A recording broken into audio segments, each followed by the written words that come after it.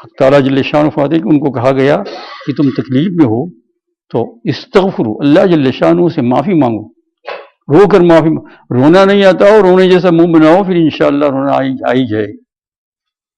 اور یہ روتے ہوئے جو آنسو اگر آنکھ میں آ گئے تو خوش نصیب ہے بہت زیادہ، نہ بھی آئے تو ایسا نہیں کہا جائے گا کہ یہ ناکامی ہوا، لیکن آنسو اگر آ گئے بہت خوش نصیب ہے۔ فرمایا اس کو ہاتھ پر لے لے اور ہاتھ پر لینے کے بعد چہرے پر مل دے۔ یہ حضرت تھانوی رحمۃ اللہ علیہ کا یہ عمل تھا، تو کسی نے پوچھ لیا کہ حضرت چہرے پر مل دیا کیوں؟ فرمایا جہنم کی آگ سے بچے گا۔ فرمایا جب جہنم کی آگ سے چہرہ بچے گا پھر پاؤں میں لگی۔ فرمایا وہ اللہ جل شانہ اتنا رحم الرحیمین ہے کہ جو چہرے کو بچا لے گا وہ پاؤں کو کیوں نہیں بچا لے گا؟ تو سب عمل کے لیے قرآن پاک نے یہ کہا استغفروا ربکم انہ کان غفارا، اللہ جل شانہ بہت بڑی مغفرت کرنے والا ہے۔ یرسل السماء علیکم مدرارا، یہ سوال آسمان سے مسلے دار بارش تمہاری کھیتیوں میں برسے، یرسل السماء علیکم مدرارا ویمددکم باموال وبنین، اور تمہاری مدد کرے گا مال کے ساتھ بھی، غربت ختم ہو جائے گی، اور اولاد بھی دے گا، باموال وبنین، بنین میں لڑکی لڑکیاں سب ہے۔ وَيَجْعَلْ لَكُمْ جَنَّاتٍ وَيَجْعَلْ لَكُمْ أَنْهَارًا، تمہارے باغات بنائیں گے، یعنی تمہیں بہت ہی برکت دے گا۔ شاپ ہے تو تمہاری شاپ بنا دے گا، تجارت ہے تو تجارت کو چمکا دے گا۔ آج ہم لوگ ساری چیز کو تدبیر سے کرنا چاہتے ہیں، یہ غلط ہے۔ تدبیر ضرور ہے، یہ بھی ہے تو اللہ تعالیٰ کی پیدا کی، لیکن اصل میں جو تدبیر اللہ جل شانہ نے بتائی ہے، اس کے ساتھ استغفار کو رکھ لو اور درود شریف کو، دو وظیفے کتنے بتائے؟ وَيَجْعَلْ لَكُمْ جَنَّاتٍ وَيَجْعَلْ، استغفار اتنا بڑا عمل ہے، یہ مختصر سے وقت میں، کیونکہ شب برات ہے، معافی کی رات ہے، اور صرف آج کی رات کے لیے نہیں ہے، آج کی رات کے اندر تو بھی آپ جو ہے سنیں گے، عشاء کی نماز پڑھیں گے، سونے کا وقت ہو جائے گا، 1:30 بجے نماز کا وقت ہو جائے گا، رات تو گئی۔ یہ پورے شعبان میں اور پورے رمضان میں یہ عمل چالو کرو انشاءاللہ تعالی، آپ عید تک، بلکہ عید سے پہلے اس کا انجام اور نتیجہ دیکھ لو گے۔ آپ کہیں گے ہم گنہگار ہیں، تو گنہگاروں ہی کو تو تمہارا استغفار کرنا ہے نا۔ ہم گنہگار ہے تو انبیاء کرام علیہ الصلوۃ والسلام کے علاوہ تو کوئی معصوم نہیں ہے، ہم کو گنہگار۔ یہی حسن بصری رحمۃ اللہ علیہ کا زمانہ تھا، میں نے کہا نا گناہوں کا استغفار تو گنہگار ہی کرتے ہیں استغفار کو۔ تو حسن بصری رحمۃ اللہ علیہ کا زمانہ تھا، ان کی مجلس ہوا کرتی تھی درس کی، ہفتے میں 1-2-3 مرتبہ، تو اس میں مرد اور عورتیں ہوتی تھی، عورتیں الگ بیٹھتی تھی جیسے کہ آج کے زمانے میں ہوتا ہے، مرد سامنے ہوتے تھے، اور بڑی روح پرور مجلس ہوتی تھی، ادھر ادھر کی بات نہیں ہوتی تھی، اللہ جل شانہ سے تعلق کو جوڑنے والی بات ہوتی تھی، خدا کے ساتھ بندے کا کنیکشن لگ جائے۔ عورتیں بھی ہوتی تھی، مرد بھی ہوتے تھے، ہزاروں لوگوں نے اس میں اپنا دین بنایا۔ اس میں ایک عورت کے متعلق لکھا ہے کہ یہ عورت جو ہے برابر پابندی کے ساتھ درس میں حاضر ہوا کرتی تھی، اور بہت نیک خاتون تھی، ایک ایک چیز کو لکھتی تھی، سمجھتی تھی، اور پھر اس پر گھر پر جا کر عمل کرتی تھی۔ یہ کاروبار اچھا تھا عورت کا، یعنی اس کے شوہر کا، لیکن حق تعالیٰ جل شانہ جو چاہتے ہیں وہ کرتے ہیں۔ کچھ دن ہو گئے تو شوہر کا انتقال ہو گیا، دین کے ساتھ تکلیف تو ضرور ہے، اس پر صبر کرنے سے دین اور زیادہ بنتا ہے۔ شوہر کا انتقال ہو گیا، بیچاری اکیلی ہو گئی، جوان عورت تھی، بوڑھی بھی نہیں تھی،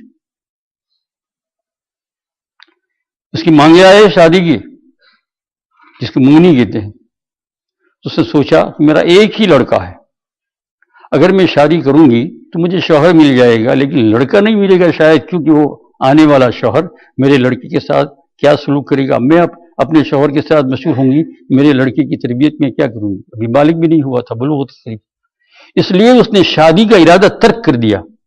حدیث پاک میں آتا ہے، جس کا خلاصہ یہ ہے کہ جو عورت جس کا شوہر مر جائے اور اپنے بچوں کو دین پر رکھنے کے لیے، پالنے کے لیے جو زندگی بھر شادی نہیں کرے گی، اس عورت کے لیے مرنے کے بعد سیدھی جنت ہے نا، بہت بڑی فضیلت۔ ایسا نہیں ہے کہ شادی نہ کرو، دوسری جگہ پر آتا بھی ہے وَانكِحُوا الْأَيَامَ مِنكُمْ، لیکن اگر کسی عورت نے ہمت کی اور ہمت کر کے کہا کہ میں اپنی عفت پاک دامنی کو پوری رکھوں گی، بچاؤں گی، اور میرے لڑکے کے لیے اپنی زندگی کو قربان دوں، فرمایا ایسی عورت کے لیے جنت ہے۔ شادی نہیں کی، لڑکا بالغ ہو گیا، اب ماں کے پاس رہتا تھا، پھر لڑکا بالغ ہو گیا تھا، باہر بھی جاتا ہے، کھیلتا ہے، بری صحبت مل گئی، بری صحبت، یہ بری صحبت بہت زہریلا قاتل ہے.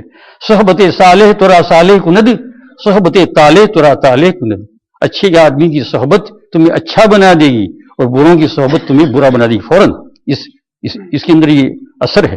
یہ عطر بیچنے والے کے پاس کوئی بیٹھے گا تو عطر نہیں بھی خریدے گا، خوشبو تھوڑی بہت مل جائے گی. اور کوئلہ بیچنے والے کے پاس بیٹھے گا، نہیں بھی خریدے گا، کالک لگ جائے گی. صحبت صالح ترا صالح. وہ برے ساتھیوں میں پھنس گیا، پھر شراب اور ناچنا اور گانا اور بدکاری اور سارے گناہ میں من. اب ماں کو جب خبر ہوئی، احساس ہوا، تو بیٹے کو بہت سمجھایا کہ بیٹے یہ کیا کر رہا ہے؟ تیرا باپ مر گیا، تیرے لیے میں نے زندگی قربانی دی، تو کیا کر رہا ہے؟ وہ ایک کا دو نہیں ہوتا تھا، سنتا نہیں تھا. تو اس کو لے کر حضرت حسن بصری رحمۃ اللہ علیہ کے پاس ہو گئی، ایک مرتبہ، دو مرتبہ. حضرت اس کو گھنٹے سمجھاتے رہے کہ دیکھ تیری ماں بہت نیک خاتون ہے، تیرے لیے اپنی زندگی قربانی دی ہے، تو سدھر جا. بس وہ وہاں سنتا تھا، اور ایک کان سے سنا دوسرے کان سے نکال وہی زندہ تھا. پھر ماں کا بہت سمجھاتی تھی، لیکن یہ زمانہ ہے نا، یہ جوانی تو کلوروفارم ہے، اس میں آدمی کو سمجھ نہیں پڑتی. یہ ذرا سی دیر کے اندر نکل جاتی ہے. بچپن، جوانی اور بڑھاپا، ایک حصہ بڑھاپا کا اور ایک حصہ بچپن کا، اور درمیان میں کیا ہے؟ یہ تھوڑی سی دیر میں. یہ تو لگتا ہے آپ کو کہ میری کالی ڈالی ہے، میں اچھا ہوں، صحت مند ہوں، لیکن ذرا سی دیر کے اندر یہ چلی جاتی، فاسٹ، بالکل فاسٹ چلی جاتی ہے.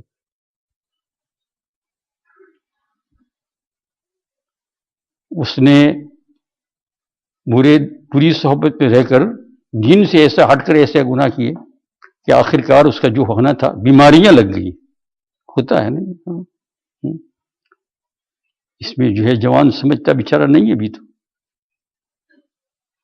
کہ کیا کیا ہو رہا ہے. وہ شراب پینے سے کیا ہو رہا ہے، کس طریقے سے ڈرگس پینے سے کیا ہو رہا ہے. اندر بیماری ہوتی ہے، وہ پتہ نہیں چلتا ہے. کھانا بھی کھا جائے، سوئے بھی، اندر بیماری چل رہی ہے. ایک دن ڈاکٹر کو بتایا تو کہہ دیا کہ بس تجھے یہ ہے وہ ہے. بس اتنا کمزور ہو گیا کہ ڈاکٹروں نے کہہ دیا یہ لا علاج ہے، اب اس کا کوئی علاج نہیں ہے، یہ ختم ہو جائے گا.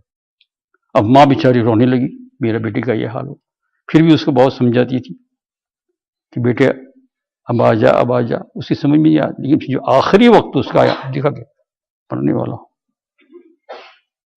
تو ماں پاس بیٹھ کر سمجھی. ماں نے کہا بیٹا توبہ کر لے. تو کہا اماں جان کیسی توبہ کروں، کس طرح توبہ کروں؟ یہ بھی معلوم نہیں تھا اس کو. تو کہا کہ چلو میں تمہیں میرے حضرت کے پاس لے جاتی. حضرت حسن بصری جن کے درس میں جایا کرتی تھی. کہ انہی سے سب کچھ مجھے ملا ہے، ساری زندگی کے اندر میرا انقلاب جو آیا ہے انہی سے آیا ہے، میں تمہیں انہی کے پاس لے جاتی ہوں. تو بیٹے نے کہا اماں جان تم دیکھ رہی ہو میں لیٹا ہوا ہوں، اتنا کمزور ہوں کہ اٹھ بھی نہیں سکتا، چل بھی نہیں سکتا. نہ تم مجھے اچک سکتی ہو اور نہ میں جا سکتا ہوں. میں کس طریقے سے وہاں جاؤں، کیسے جاؤں؟ تو تم ایسا کرو اماں جان، میرے اوپر شفقت کرو. پوری زندگی تم شفقت کرتی رہی کہ حضرت کے پاس چلی جاؤ اور حضرت کو میرا حال سناؤ اور یہ کہو کہ حضرت کو بلا لاؤ، وہ مجھے توبہ کرائیں گے. تو ماں نے کہا اچھا ٹھیک ہے میں جاتی ہوں. اٹھنے لگی تو کہا تمہارے آنے تک اگر میں مر گیا، زندگی میری ختم ہو گئی، کیونکہ بالکل میں کمزور ہوں، لاغر ہوں. انسان کو احساس تو ہوتا ہے نا مرنے والا ہوں میں، کہاں تک ہے یہ پاؤں کب تک چلیں گے، یہ آنکھ کب تک چلے گی. یہ تو اس کی ایک مدت اور میعاد ہے جو اللہ جل شان نے رکھی ہے، یعنی اس کی گارنٹی اللہ کے پاک ہی کو معلوم. یہ آنکھیں رسیلی، یہ خوش رنگ چہرہ ہوا کی یہ چھلنی میں چل جائے گا. یہ جتنے جوان نظر آتے ہیں، جتنے طاقتور نظر آتے ہیں، جتنے قوی نظر آتے ہیں، لیکن ایک دن ایسا آئے گا کہ ان کی ساری چیزوں کو اللہ جل شان کیا کر لے گا، قبضہ کر لے گا، اور پھر اس دنیا سے ان کو رخصت کر دیں گے. یہ پادشاہ جرم مارا درگزار، ماں گنہگار ہے وہ تو آموزگار. یہ بادشاہ ہے اللہ، ہمارے جرموں کو معاف کرنا، ہم گنہگار ہیں تو بخشش کرنے والا ہے. تو ماں نے کہا اچھا میں جا رہی ہوں، اور یہ بھی پیغام پہنچا دوں گی کہ میرے آنے تک اگر تم مر گیا تو حضرت جنازہ وہ گئی حضرت حسن بصری رحمۃ اللہ علیہ کے پاس، جو ان کے پیر شیخ اور سب کچھ سے انہی سے ان کو ملا تھا پردہ سے. اور جانے کے بعد عرض کیا حضرت میرا بیٹا بہت بیمار ہے، آخری حالات میں ہے، اور آپ اگر گھر پر چلے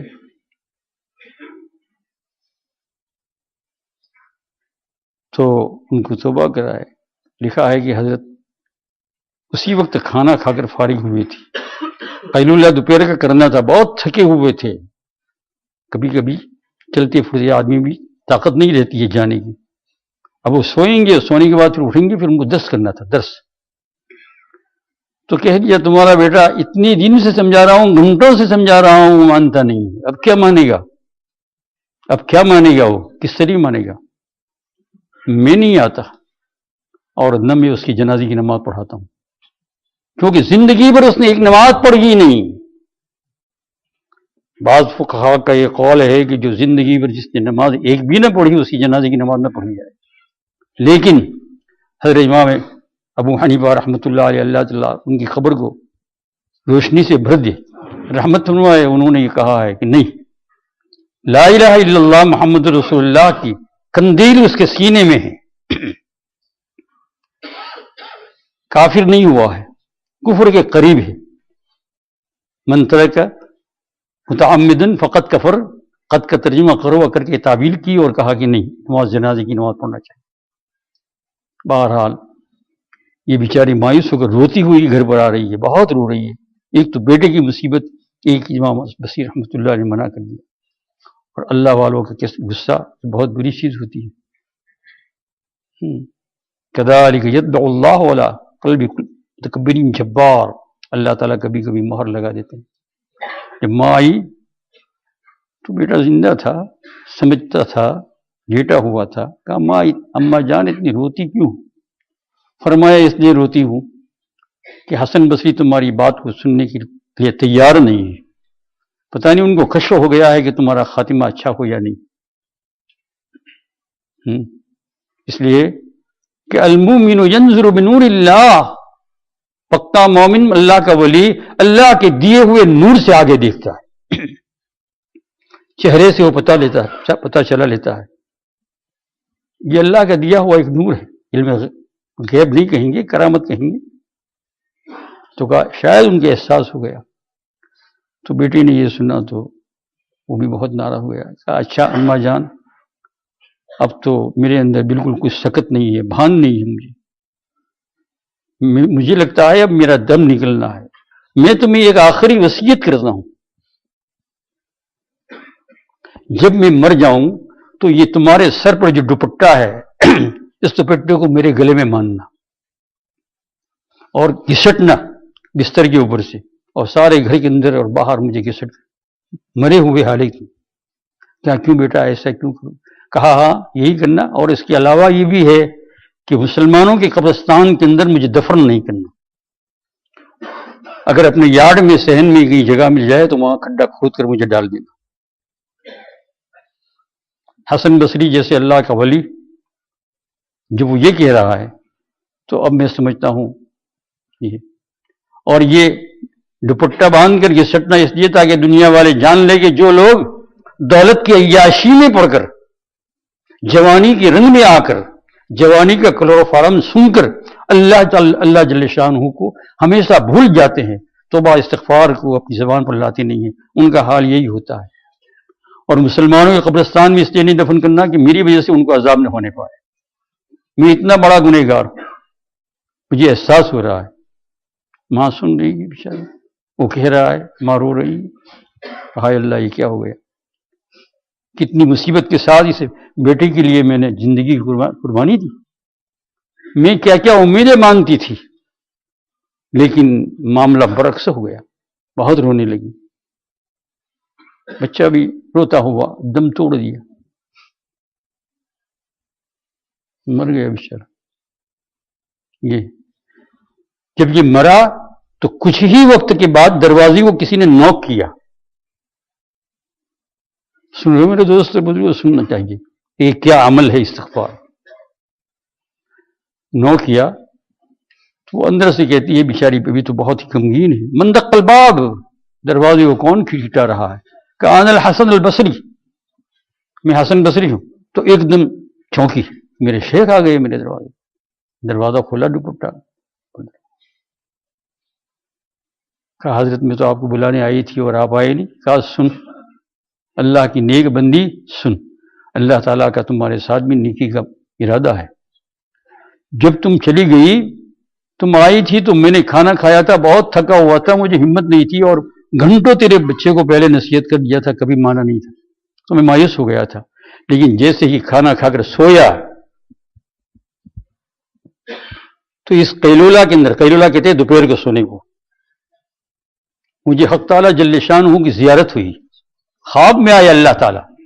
واہ واہ واہ واہ ماشاء اللہ، کتنے بڑے بزرگ ہیں یہ، اور یہ عمل بھی کتنا بڑا ہے جس کی تو فلم. اور اللہ جل شانہ نے خواب میں مجھے ارشاد فرمایا، حسن تو کیسا میرا دوست ہے، تو کیسا میرا ولی ہے، میرے ایک ولی کی جنازے کی نماز پڑھانے سے تو انکار کرتا ہے. دیکھا تو کیسا ولی ہے، میرے ایک ولی. ولی کون؟ وہ لڑکا. تو ماں خوش ہو گئی اور امید جو ہے بند آئی. تجہیز و تکفین کی حضرت حسن بصری. اس کو اللہ نے قبر میں جانے سے پہلے اپنا ولی کہہ دیا. کتنی جلدی فاس. دیکھا آپ نے یہ کس عمل کا نتیجہ ہے؟ استغفار کا. کیونکہ مرتے وقت اس نے استغفار کی کتنی صورت کی کہ مجھے گھسیٹنا، دوپٹہ باندھ کر مجھے کسی کھڈے میں اپنے یارڈ میں ڈال دینا، مسلمانوں کے قبرستان میں نہیں لے جانا. اور روتا ہوا کہا یا اللہ، ہائی جو کچھ ہونا تھا ہو گیا، تیرے بندے پر رحم کرم فرما. ابھی تو بیچارہ وہ قبر بھی نہیں گیا، اللہ جل شانہ نے ولایت کا سرٹیفکیٹ دے دیا. دیکھا میرے عزیز دوست اور بزرگوں، یہ ہے خداوند قدوس.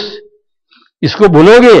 یا ایھا الانسان ما غرک بربک الکریم الذی خلقک فسواک فعدلک.